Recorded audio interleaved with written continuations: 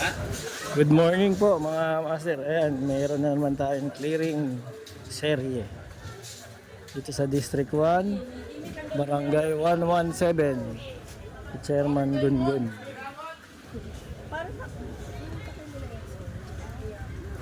Sasagawa ng clearing dahil nag-request si Chairman Gungun na mag-request sila na assistance.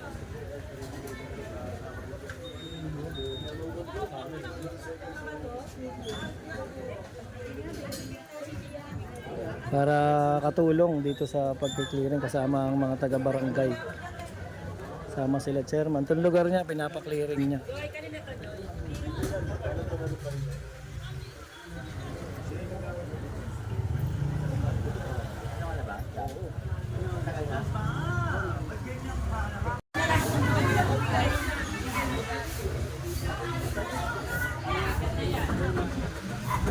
Itong barangay 117 mga master dito sa may Tondo, District 1 kay Chairman Gungun. Ayan, humingi sila na assistance sa clearing team para mapaluwag itong lugar nila dahil nga sa memo ng DILG kailangan nilang sumunod. Kaya pati itong mga sasakyan ng barangay naalis na.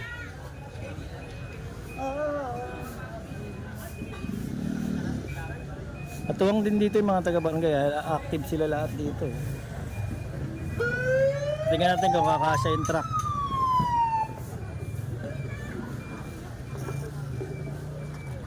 Kasi pag dumaan ka rito ng walang clearing, naku, sidecar may hirapan, o kaya tricycle. Ngayon tingnan natin kung kakasya yung truck. Truck ng clearing. Ito na, parating na.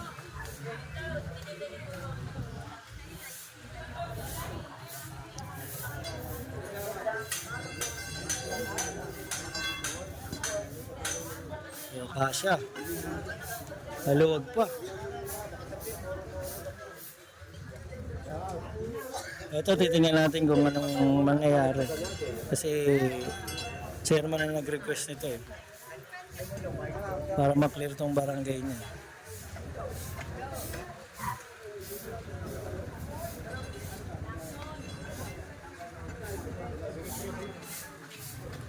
Ayan, ang mag-guide dito ang barangay.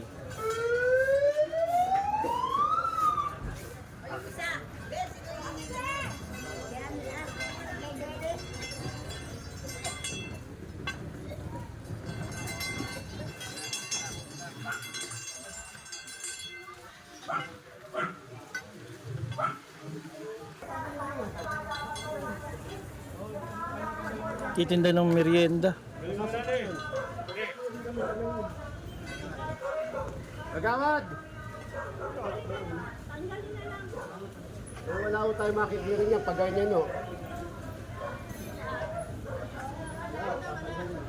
Pagkalinin! Wala tayo makikiri niya.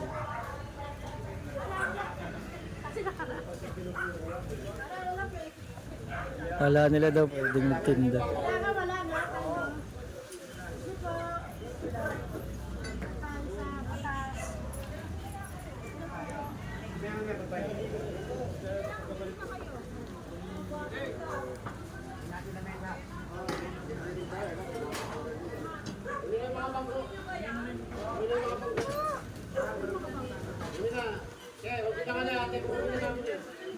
Ate, kukunin na namin yan.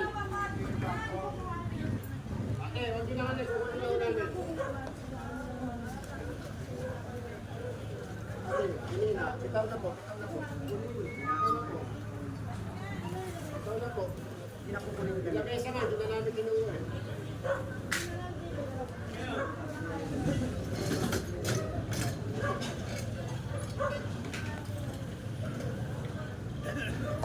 Itong itay, kanina po yan. Patanggal po, patanggal. Patanggal po yung mamaya.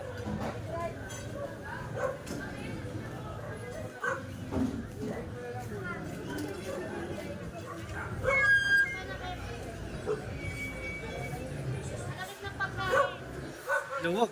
Ayan, paalala po ang Department of Department of Agriculture and Local Government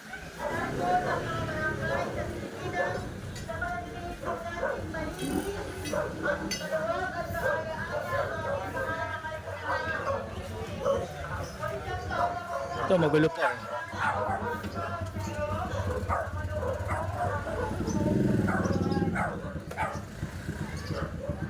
Hindi pa nag-aalisan, no?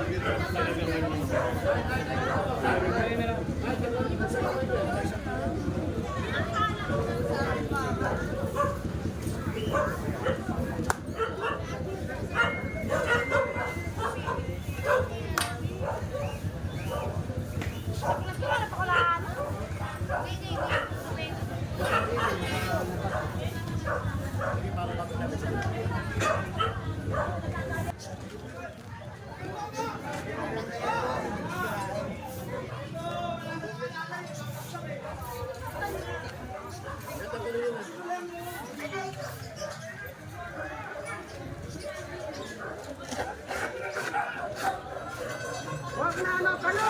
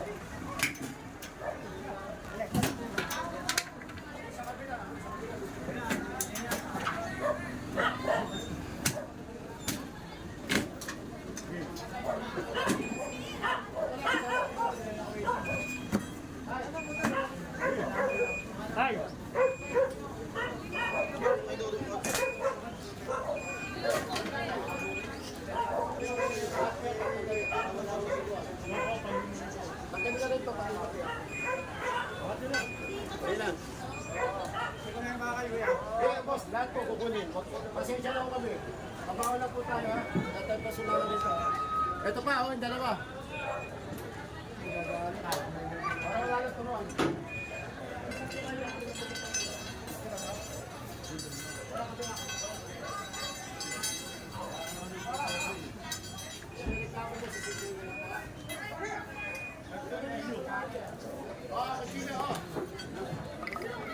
Tatanggalin mo yan.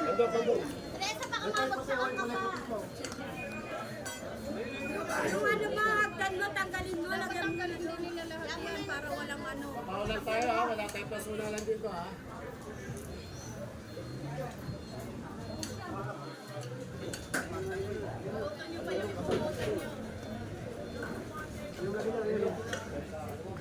Jem! Tawagan mo kita eh. Teresa, tapit mo. Ayun ba, pagsayan. Ano eh, punta nga lang. Ay, hindi mo, brother. Kaya. Okay na, tawag ka dyan.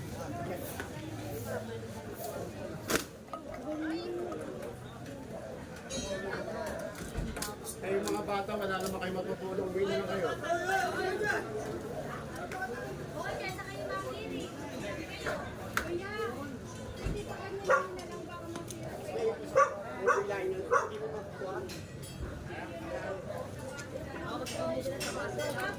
Tabasin na lang daw.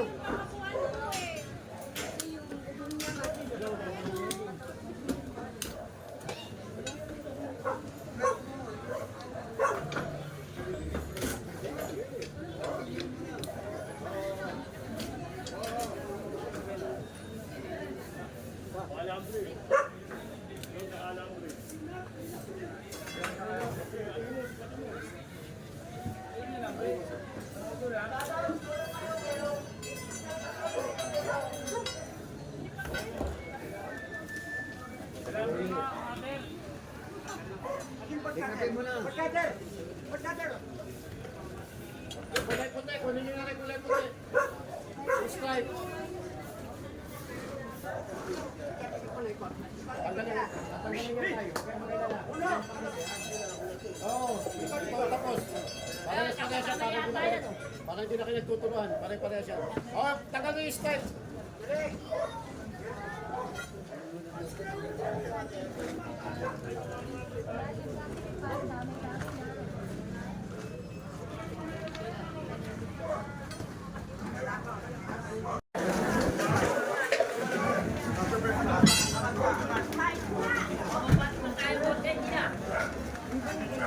Hindi tayo abante. Kawan, hindi tayo abante na konti. Hindi tayo masyadong abante.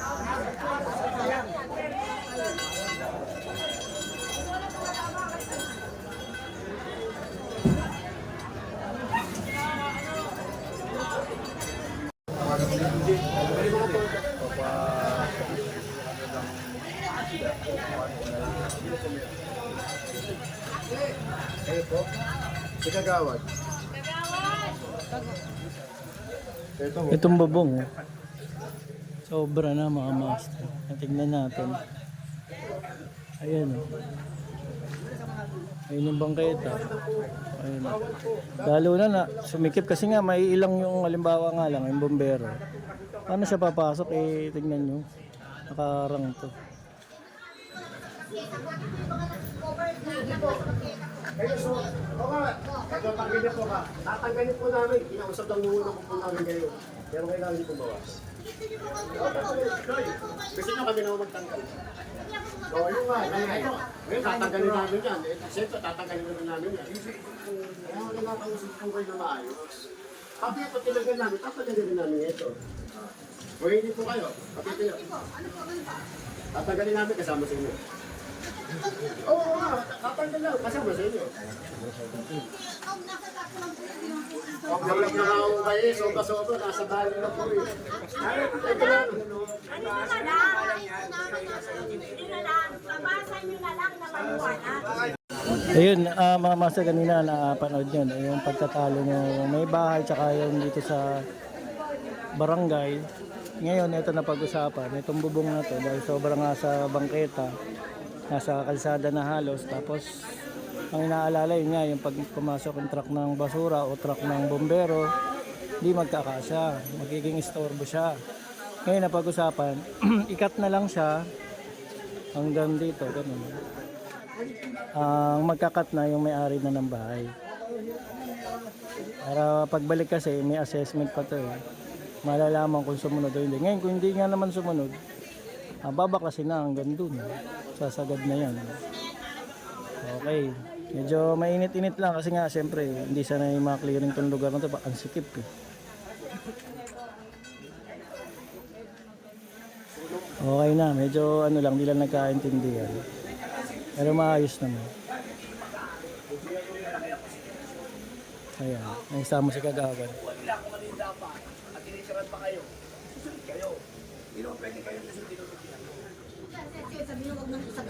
Hindi naman sinasabi. Paulit-ulit. Alam niyo mga haba ng paulit-ulit. Okay na.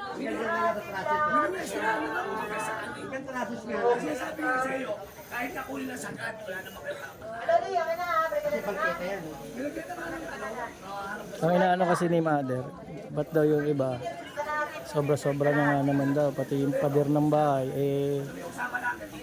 nasakop na. Ang ano naman doon, kasi ibang ahensya naman ang nangangasiwa sa mga ganun. Balik na po tayo. Ayun po. Balik na po boundary natin. Okay, pinababalik na ng barangay. Kasi ano to eh, kabilang side, barangay nila, kabila, iba. Okay. Abangan nyo ulit mga master. Ganyan nyo muna. Dito naman tayo sa kabila. Dito pa rin sa barangay 117. Mel Alcalde Street. Ito kasama pa rin natin yung barangay. Ito yung mga ano eh. Yung mga nagko-comment minsan sa mga vlog ko at sa mga clearing. Kasi ang sabi, pwede abisuhan, pwede pagbigyan, bigyan ng warning. O ganito yung itsura pag nagbibigay ng warning tsaka abiso ng mga taga-barangay. Yung tipong kami na magbabaklas, kami na bahala, tapos wala.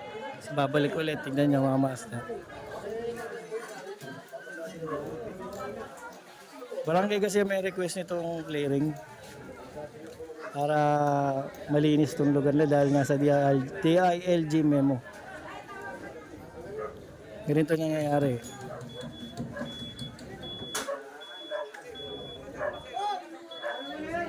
Bagay ang makakasuhan dito yung barangay chairman. Lalo na pag hindi sumunod tong mga nasasakupan nila kahit anong pakiusap tsaka yung kami na bahala, kami na magbabaklas. Ganun na nangyayari dito. Chairman pa rin na mananagot. Assist lang ang clearing team.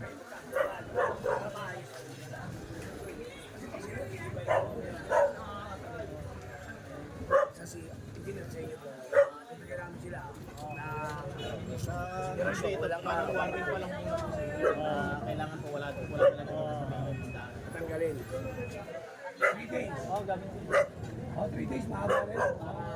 3 days, ayan mga master. Tsaka hindi na nila makukuha, sasampanan na sa... Oo. Ayan na, naka-documentary po tayo. Sige na, pare, basta suot tayo kung ano yung kailangan. Para sa akin dito hindi man lang. Ganun din po nila. I-check nila kagawad yung lagyan mo. Tapos pag hindi mo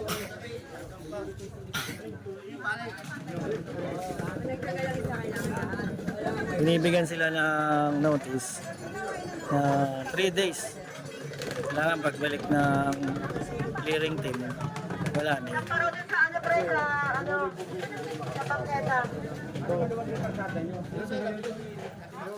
Ayun na, dapat po ganyan araw-araw, hindi po pag may clearing lang.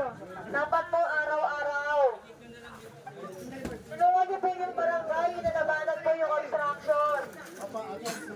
Tanggalin na sa bago. Tanggalin na, kunin na. Naku tayo, baka sumama yung bahay, tayo ha. Baka umulan mamaya, mababasa yung sila.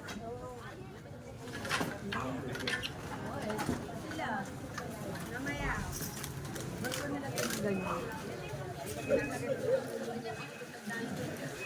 Nga pala, ano itong lugar na to? Dito po gawaan ng mga daing na galunggong, yung tinapa, tinapang bangus. Ayan po. Hanggang dito po, pagkagan namin yung video po, ngayon na po. Kailangan matanggal. Yung mga daingan, yung mga tinapang bangus, tinapang galunggong. Dito po yun mga master. Ito po ginagawa. Kasi, kaysa makuha po, pasok ka lang po. Hanggang doon na po. Saglit po, saglit.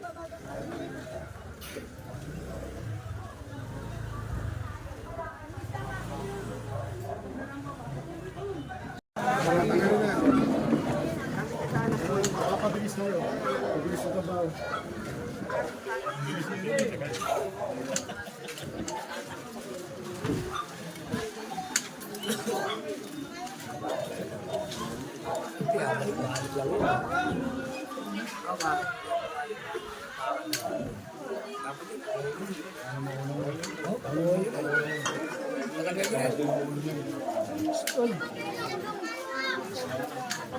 Baka lang. Bakit mo magkama para sa bawal po yung sobra na yan. Ay, yung ano na aircon. Nakakauntog pa to. Lipat doon.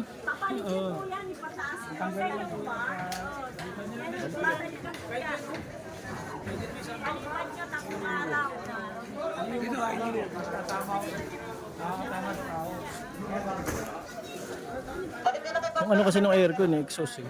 Ayun eh.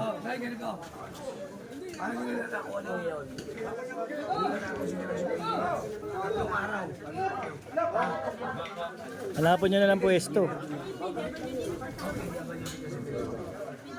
Hanapan na lang ng pwesto.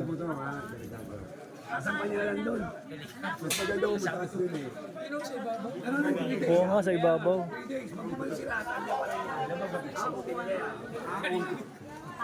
Kaya pag di mo na ito, makunti na doon. Pwede naman dun oh. Sa ibabaw.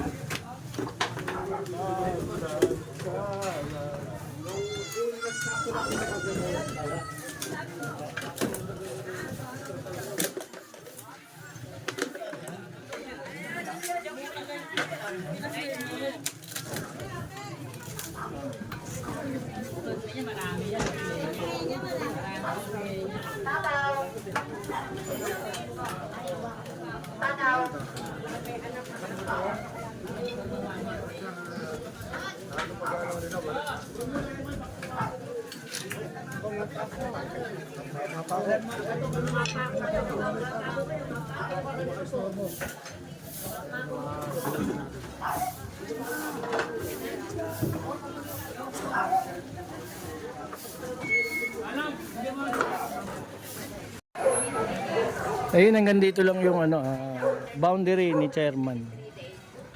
Ayun, may napansin tayo dito, master. No parking. Tagalog. Tagalog, Chinese, Saya, Korean. Pag di nyo pa naintindihan yan, ewan ko na lang. Ayan. Ito may iba sumusunod na. Kasi nga, direktiba ng DILG tsaka yung chairman na mananagot. Kaya itong mga to, kung saan na sila nagtatanggal. Ayan. Yan tama. Sumusunod.